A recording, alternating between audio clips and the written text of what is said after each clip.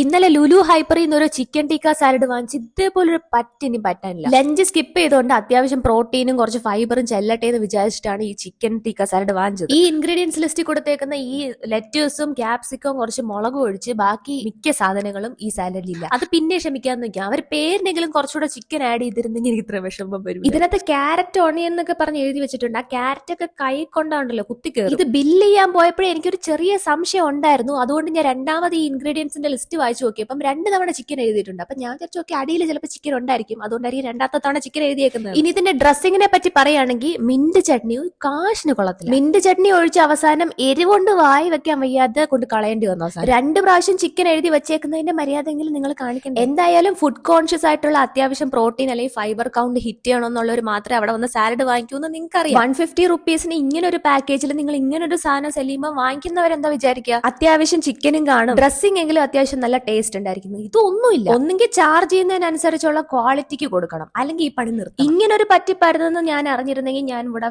Like bought some protein bar അല്ലെങ്കിൽ എന്തെങ്കിലും വേറെ എന്തെങ്കിലും വാങ്ങിച്ചു. അപ്പൊ ഓക്കെ ഗൈസ്, ബൈ.